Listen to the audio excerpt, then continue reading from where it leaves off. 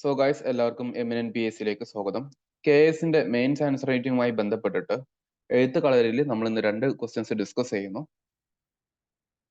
8 മാർക്കാണ് ടോട്ടലി വരുന്നത്. ആദ്യത്തെ ക്വസ്റ്റ്യൻ 3 മാർക്കിന്റേതും പിന്നെ ഇത് 5 മാർക്കിന്റെയും ക്വസ്റ്റ്യൻസ് ആണ് വരുന്നത്. Let's read the question and try to answer this question.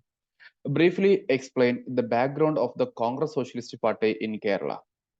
Okay, ഇതിൽ ബ്രീഫ്ലി എക്സ്പ്ലെയിൻ ചെയ്യാൻ വേണ്ടി പറഞ്ഞിരിക്കുകയാണ് regarding the background of Congress Socialist Party എന്നുള്ളത്. അപ്പോൾ വാട്ട് ഈസ് കോൺഗ്രസ് സോഷ്യലിസ്റ്റ് പാർട്ടി, എന്തായിരുന്നു അത് എങ്ങനെയാണ് അത് ഉണ്ടായത്, അതിന്റെ പ്രധാനപ്പെട്ട അച്ചീവ്മെന്റ്സ് എന്താണ്, പിന്നീട് എന്ത് സംഭവിച്ചു എന്നുള്ളൊരു ആസ്പെക്ട് വേണം നമ്മൾ ആൻസർ ചെയ്യാൻ വേണ്ടി. സോ 3 മാർക്കിന്റെ ചോദ്യത്തിൽ നമുക്ക് 3 പ്രധാനപ്പെട്ട ഏരിയ അഡ്രസ് ചെയ്യാനുണ്ട്. ഒന്ന്, എങ്ങനെ ഉണ്ടായി കോൺഗ്രസ് സോഷ്യലിസ്റ്റ് പാർട്ടി ഇൻ കേരള. 1934 കോഴിക്കോടാണ് അതിന്റെ ഒരു മെയിൻ സെന്റർ ആയിട്ട് വന്നിട്ടുണ്ടായിരുന്നത്. ഓക്കെ, അതിന്റെ പ്രധാനപ്പെട്ട ലീഡേഴ്സ് ആയിരുന്നു EMS നമ്പൂതിരിപ്പാടും AKGയും. അതുപോലെ നമ്മൾ സ്പെസിഫിക്കലി പറയുകയാണെങ്കിൽ CK ഗോവിന്ദൻ നായരും അതുപോലെ നമ്മുടെ കൃഷ്ണപിള്ളയ്ക്ക് എന്ന് പറയുന്ന ആൾക്കാരൊക്കെ ഉണ്ടായിരുന്നു. അപ്പൊ ആ രീതിയിൽ ജസ്റ്റ് ഒന്ന് മനസ്സിലാക്കി വെക്കാൻ വേണ്ടി ശ്രമിക്കുക. This is just an intro. പിന്നീട് അവരുടെ കോൺട്രിബ്യൂഷൻസ് എന്ന് പറയുന്നത് 1934 ശേഷം അവർ മെയിൻലി നിന്നിട്ടുണ്ടായിരുന്ന ആർക്ക് വേണ്ടിയാണ്? For the working community. So ഒരു mass mobilisation, worker, peasant welfare, അതുപോലെ അങ്ങനെ ഒരു ആരംഭിച്ചിട്ടുണ്ടായിരുന്ന ഒരു ആന്റി കൊളോണിയൽ സ്റ്റാൻസ് ഒക്കെ വന്നിട്ടുണ്ടായിരുന്ന ഒരു പാർട്ടി ആയിട്ട് നമുക്ക് ഒരു സോഷ്യലിസത്തിന് ഇമ്പോർട്ടൻസ് കൊടുക്കുന്ന കോൺഗ്രസിന്റെ അകത്തുണ്ടായിരുന്ന ഒരു party, that is within Indian national Congress എന്ന രീതിയിൽ പറയുന്ന ഒരു പാർട്ടിയാണ്.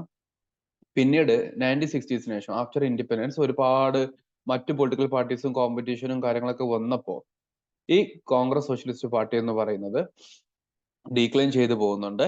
അവസാനം അത് കോൺഗ്രസുമായിട്ട് മേർജ് ചെയ്യുന്നുണ്ട്. ഒരു ബേസിക് ഇൻട്രൊഡക്ഷൻ എന്ന രീതിയിൽ മനസ്സിലാക്കി വെക്കുക. So what is this party, പ്രധാനപ്പെട്ട ലീഡേഴ്സ്, പ്രധാനപ്പെട്ട അവരുടെ നേച്ചർ എന്തായിരുന്നു, ദെൻ ഡീക്ലൈൻ. ഇത്രയും കാര്യങ്ങൾ അഡ്രസ് ചെയ്യുമ്പോൾ you can simply make in to this answer. ഇവിടെ നമ്മൾ സ്റ്റേറ്റ്മെന്റ് ആയിട്ട് കൊടുക്കുമ്പോൾ ഒരുപാട് വരികൾ ഉണ്ടാകും. പക്ഷേ എക്സാമിനേഷനിൽ നിങ്ങൾ വളരെ ക്രിസ്പായിട്ട് എഴുതാൻ വേണ്ടി ഒന്ന് ശ്രമിക്കുക എന്നുള്ളതാണ് നിങ്ങൾക്ക് ചെയ്യാൻ പറ്റാവുന്ന ഏറ്റവും നല്ലൊരു കാര്യം. രണ്ടാമത്തെ ക്വസ്റ്റ്യൻ ഒന്ന് ഡിസ്കസ് ചെയ്യാം. Compare to Travancore, Malabar witness less social reforms and caste reform movements in British India justify. അതായത് നമുക്കറിയാം ട്രാവൻകൂറിൽ ഒരുപാട് സോഷ്യൽ റിഫോർമേറ്റീവ് മൂവ്മെന്റ്സ് ഉണ്ട് എന്നുള്ളത്. അതിനെ കമ്പയർ ചെയ്യുമ്പോൾ മലബാറിൽ വളരെ ചുരുക്കമാക്കപ്പെട്ട രൂപത്തിൽ ഇങ്ങനെ സംഭവിച്ചിട്ടുള്ളൂ. എന്തുകൊണ്ടാണ് എന്നുള്ളതാണ് നമ്മളോട് ന്യായീകരിക്കാൻ പറഞ്ഞിരിക്കുന്നത്. സോ അതുമായി ബന്ധപ്പെട്ട ചില പ്രധാനപ്പെട്ട പോയിന്റ്സ് നമുക്കൊന്ന് വായിച്ചു നോക്കാം. രണ്ടിലും ട്രാവൻകൂറിലും മലബാറിലും നമുക്ക് സോഷ്യൽ റിഫോർമേഷൻ കാണാൻ വേണ്ടി പറ്റും. പക്ഷെ ട്രാവൻകൂറിൽ കുറച്ചുകൂടെ മോർ ആക്റ്റീവ് സോഷ്യൽ റിഫോംസ് വരുന്നുണ്ട്. കാരണം അവിടുത്തെ ചില സാഹചര്യങ്ങൾ അങ്ങനെ ആയിരുന്നു എന്നുള്ളതാണ് മനസ്സിലാക്കി വെക്കുന്നത്. സോ വൈ ഇൻ ട്രാവൻകൂർ എന്നുള്ളത് നമ്മൾ ആദ്യം ഒന്ന് അഡ്രസ് ചെയ്യേണ്ടി പറ്റണം. ട്രാവൻകൂർ ഒരു പ്രിൻസിലി സ്റ്റേറ്റ് ആയിരുന്നു. ഓക്കെ, അപ്പൊ റൂളർ എന്ന് പറയുന്ന ഒരു വ്യക്തി അദ്ദേഹം റിഫോംസ് ഐഡിയാസിന് കൂടുതൽ താല്പര്യപ്പെട്ടിരുന്നു എന്നൊക്കെയാണ് പറയുന്നത്. അപ്പോ അങ്ങനെ സ്റ്റേറ്റ് പ്രൊമോട്ട് ചെയ്യുന്ന ഒന്നായതുകൊണ്ട് തന്നെ അവിടെ അതിനുള്ള സാധ്യതകൾ കൂടിയിട്ടുണ്ടായിരുന്നു. മലബാർ എന്ന് പറയുന്നത് ബ്രിട്ടീഷുകാർ ഭരിച്ചിരുന്ന ഒരു പ്രദേശം ആയതുകൊണ്ട് മലബാറിലെ ബ്രിട്ടീഷുകാർക്ക് കൂടുതൽ അഡ്മിനിസ്ട്രേറ്റീവ് ആൻഡ് ഇക്കണോമിക് കാര്യങ്ങളിലാണ് ഫോക്കസ് ചെയ്തിട്ടുണ്ടായിരുന്നത് ദാൻ സോഷ്യൽ റിഫോംസ്. എങ്കിലും അവർ ചില കാര്യങ്ങൾക്ക് സപ്പോർട്ട് ചെയ്തിട്ടുണ്ട്. കമ്പാരിറ്റീവ്ലി ആണ് നമ്മൾ ഡിസ്കസ് ചെയ്യുന്നത്. ഇനി ട്രാവൻകൂറിൽ ലാൻഡ് ഹോൾഡ് സിസ്റ്റം വളരെ ഡിസ്പേഴ്സ് ചെയ്ത് നിന്നിട്ടുണ്ടായിരുന്ന ഒരു രീതിയാണ് നമുക്ക് കാണാൻ വേണ്ടി പറ്റുന്നത്. എസ്പെഷ്യലി ഹൈ കാസ്റ്റ് പെട്ടുള്ള ലാൻഡ് ലോഡ്സുകൾ അവർ എന്ത് ചെയ്തിട്ടുണ്ടായിരുന്നു, കൂടുതൽ ലാൻഡുകൾ കൈവശം വെച്ചിട്ടുണ്ടായിരുന്നു. അതേ സമയത്ത് അവർ കൂടുതൽ സോഷ്യൽ മൊബിലിറ്റിയും ആഗ്രഹിച്ചിട്ടുണ്ടായിരുന്നു എന്നുള്ളതാണ്. ഓക്കെ, പക്ഷെ മലബാറിനെ സംബന്ധിച്ചിടത്തോളം feudalism something was very strong and riched, in which അവര് നമ്പൂതിരി ലാൻഡ് ലോഡ്സ് ആയതുകൊണ്ട് തന്നെ അവിടെ ഒരു സോഷ്യൽ റിഫോർമേഷൻ അത്രമാത്രം അഡ്വക്കേറ്റ് ചെയ്തിട്ടുണ്ടായിരുന്നില്ല. ട്രാവൻകൂറിൽ ലാൻഡ് ഹോൾഡ് സിസ്റ്റം കുറച്ചുകൂടി ഡിസ്പേഴ്സ്ഡ് ആയിട്ട് ഹൈകാസ്റ്റ് എന്ന് പറയുമ്പോൾ നായർ പോലുള്ള ആൾക്കാരൊക്കെയാണ് ഉണ്ടായിരുന്നത്. അവരിൽ തന്നെ റിഫോർമേഷൻ ഉയർന്നു വരുന്നുണ്ട്. പക്ഷെ മലബാറിന്റെ കേസിലാണെന്നുണ്ടെങ്കിൽ സ്ട്രോങ് ഫ്യൂഡൽ സിസ്റ്റത്തിന്റെ അടിസ്ഥാനത്തിൽ നമ്പൂതിരി സിസ്റ്റം അത് അത്രമേൽ പ്രോത്സാഹനം നൽകിയിട്ടുണ്ടായിരുന്നില്ല എന്നുള്ളതാണ് പറയുന്നത്. Then upper caste composition in was higher in Malabar compared to Travancore. അപ്പൊ അപ്പർ കാസ്റ്റ് കോമ്പിനേഷൻ ഉണ്ടാകുമ്പോൾ എന്ത് സോഷ്യൽ റിഫോർമേഷൻ പോസിബിൾ ആയി എന്ന് വരില്ല. അതേസമയത്ത് ട്രാവൻകൂർ സ്റ്റേറ്റിന്റെ പോപ്പുലേഷന്റെ ഏകദേശം ഒരു 80% ഈ ഈഴവ കമ്മ്യൂണിറ്റി ആയിരുന്നു.